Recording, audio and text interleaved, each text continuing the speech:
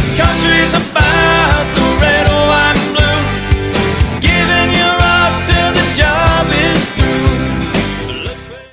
Awesome. Sounds Hey guys, thanks for joining us today. In Lincoln, Nebraska, we are coming to your city. Today we are with BraveBe Child Advocacy Center. We've got Paige and Abby with us. Paige and Abby, are you guys ready for your 10 questions? Yes, we are. All right. Most famous person from Lincoln, Nebraska.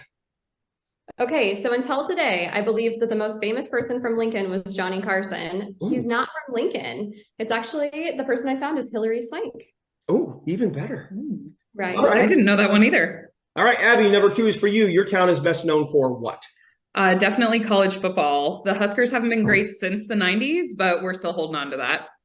I'm going to let it all go. Ketchup and mustard on your hot dog, Paige. Oh, ketchup. Okay. Absolutely Perfect. ketchup. But it has to be Right. a ballpark dog. Okay. Abby, number 4, what's the biggest event your town has every year? Definitely state basketball. All of the basketball players, the youth basketball players from all over the state come to Lincoln, and the town is absolute madness. Okay, now this one may have to go to both of you. The oldest person in Lincoln, Nebraska that you personally know. I didn't know this one, Paige. Do you know this one? Okay, I don't personally know him, but the first person that came to mind was Tom Osborne. I thought that too. We've passed a couple times in person, so you know. Probably that- upper 80s, low 90s, right? I think Yeah, so. Pretty I close. thought that too. So we've got to go with that. At least you didn't say grandma, right? I did think about that too. I did too. My grandfather. There you go. Okay, best place in Lincoln, Nebraska, Abby, to see the stars. Oh, definitely Branched Oak Lake. Both Paige and I are big campers, and that's a great place to see the stars. All right, now for consistency, Paige, barbecue, sweet or spicy? Spicy. Really? And you said ketchup on your dog. That's interesting. All right, Abby, if you could rename Lincoln, Nebraska, what would you call it? Oh God, I don't know.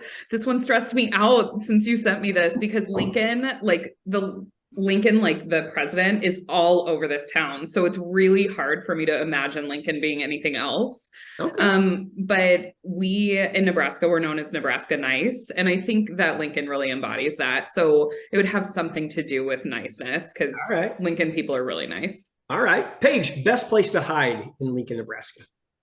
So we have a place called Robber's Cave.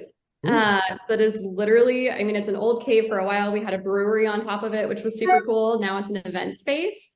But gosh, there's all kinds of writing all over the cave walls that dates back, you know, decades and decades and decades. So it's a great spot to hide out. All right. Last question for both of you guys. What is something that you think you know about your hometown, Lincoln, Nebraska, that most people don't know?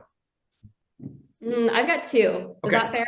Okay, Yeah. they're both food related because that's very important, obviously. Number 1, 402 Creamery has the best ice cream. Okay. And number 2, you should always eat your chili with a cinnamon roll. Oh, It's the for sure. appropriate way to eat chili. So especially from Runza. Okay. Yep. All right. Abby, how about you? You know, I am not entirely sure. I'm not from here, so I feel like I've got a lot of secrets that Lincoln still has that I haven't figured out yet.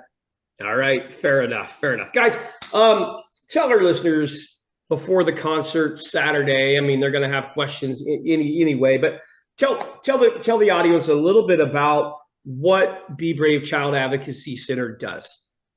Absolutely. So what we do is we work with children who have been victims of a crime.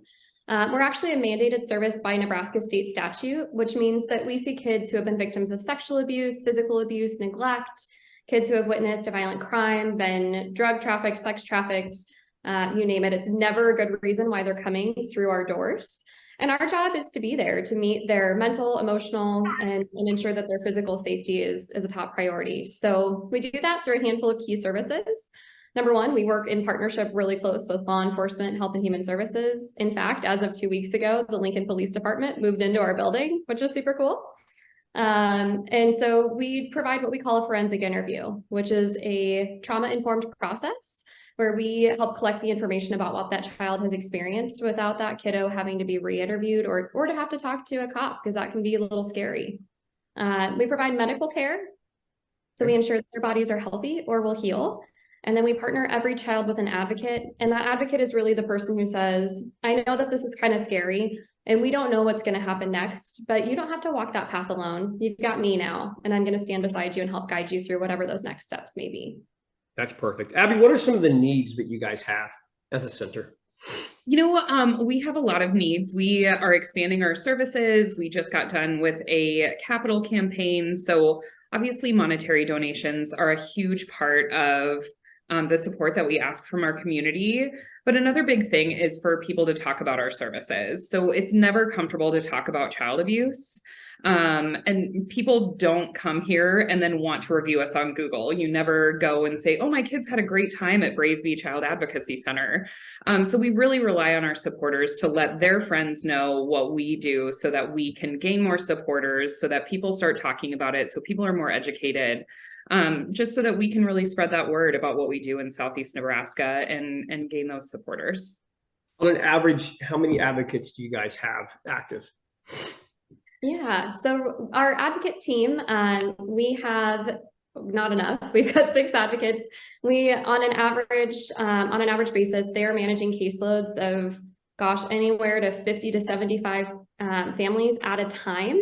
We served last year just shy of 1,300 primary victims, and then of course, we work with all of the siblings, the parents, caregivers, whoever that may be. So thousands of people walk through our doors each and every year needing our support. Yeah. So how do people sign up to be an advocate? Great question. So all of our advocates are staff, they're employees. And so they're all employed by our agency because it's such a specialized role and can be a little bit complicated, but we do utilize volunteers for a handful of different opportunities. Abby runs an amazing program every year called Holiday Gift Giving, which allows us, after, we worked with kids and families, to know that Christmas can be a little bit of a trying time for some folks. And so helping find volunteers to help Christmas shop for these families, wrap all the gifts, and find ways to just really make them feel loved and special.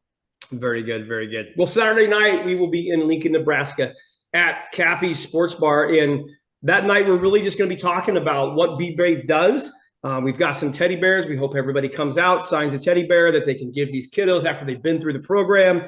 It's kind of a congratulations of, hey, you're moving on, and we're going to be back with your family, because that's really the goal in this program is to get these kiddos back into a safe environment and a healing environment as it goes through there. So if you're interested in that, we'll have some information with you at the show, and would love to talk with you more and let these ladies introduce themselves as well. So thanks for joining us this afternoon, ladies. I appreciate it. Thank you so much. Thank you.